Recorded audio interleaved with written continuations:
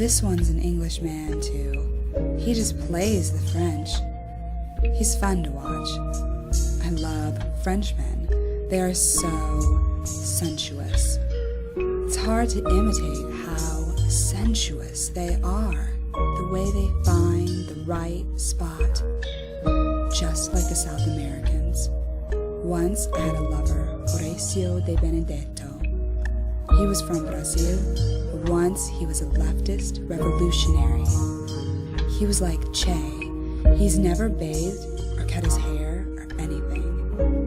The same khaki uniform all year round, no socks, no underwear.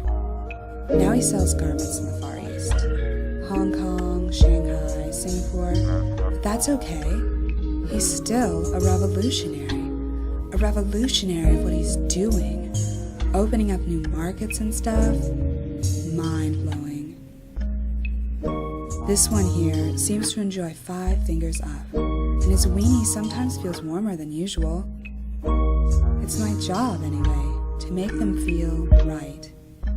I know that Hermione wants to put them all on artificial respiration, but I'm so used to this one that I won't send him off.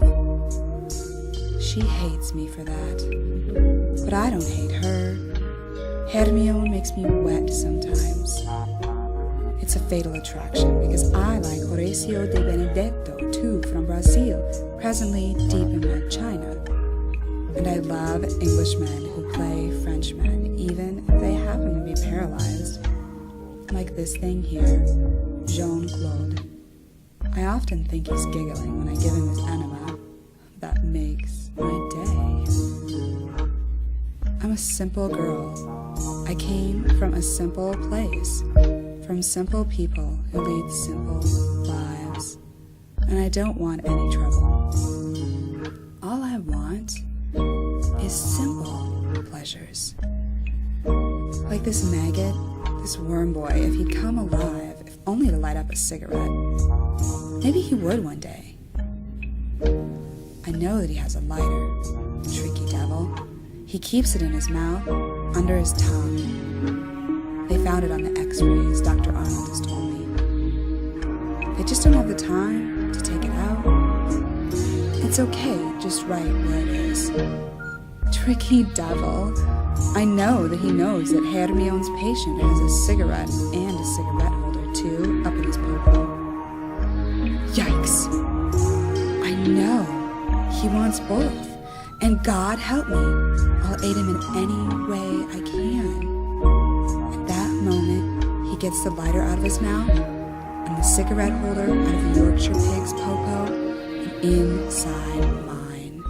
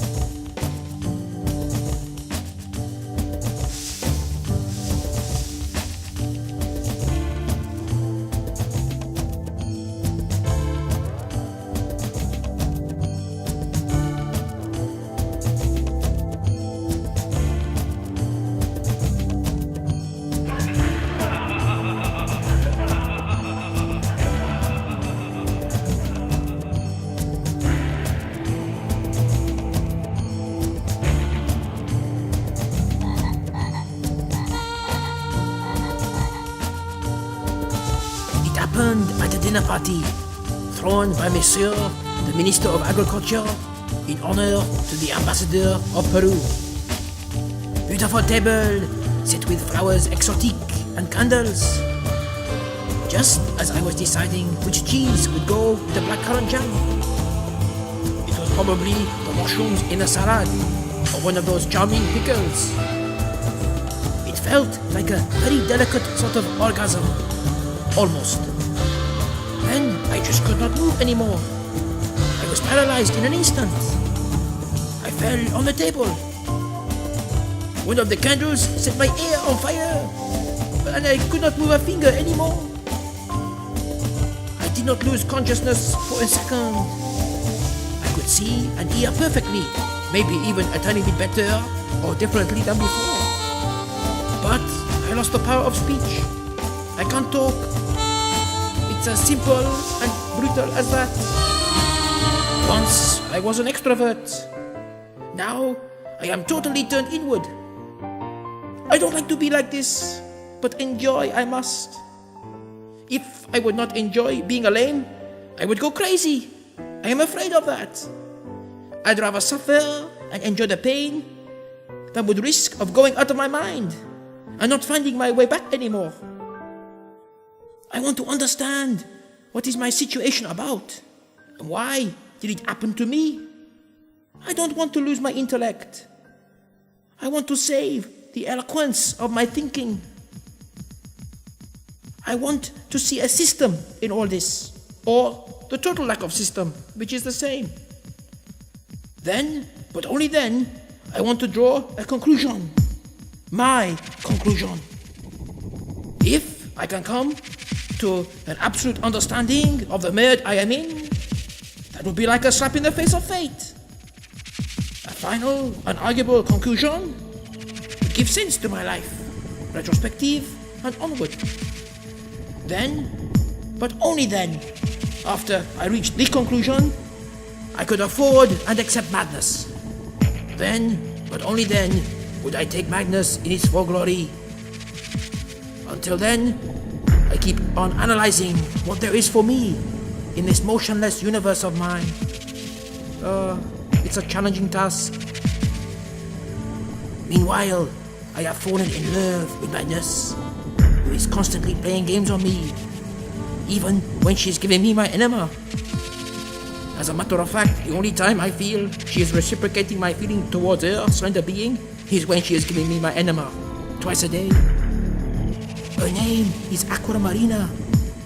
She loves to torture me, and I am privileged to be tortured by her. When I think of her, I want to smoke one cigarette. Just like right now. Oh, mon Dieu, I need a cigarette. But I haven't got any cigarettes. AquaMarina took them away on the first occasion when she came to change my pampers. Fortunately, she could not find my lighter, which I keep in my mouth ever since I've been paralyzed. That was my last voluntary body movement, as I picked the lighter up with my mouth and hid it behind my teeth. Then I got jaw-locked. Oh, if I could just get the lighter out from under my stiff tongue and get a cigarette, I would be saved. No more thinking. If I could just light up one cigarette, I could take care of AquaMarina too. With a cigarette holder, which the Monsieur in the other wheelchair has held in his anus ever since he crashed that dinner party in honor of the ambassador to Peru. I saw him. He is an Englishman. As I was falling face down on the dinner table, I saw him falling backwards, right into the cigarette holder, which he was balancing on throughout the party, making crude jokes on each course. I saw the cigarette holder slipping deep into his ass, and he has kept on holding it to it tight ever since. I have no idea of how did he get through the security, for he was already drunk as a skunk upon arrival. He was obnoxious, sort of insufferable at first sight. Very bad tailoring. He is either from Oxford or Yorkshire. A beef and potato man, as they call them. All blood and bowels. Very materialistic. I saw the look on his face as a cigarette holder settled in his colon. I got it, and now I'm going to keep it. That was the last expression on his face. Tight upper lips.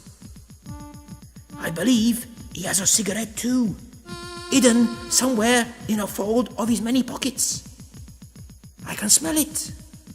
The perfume of it. The scent of it. The karma it contains. And I want nothing more in life than to light up that cigarette.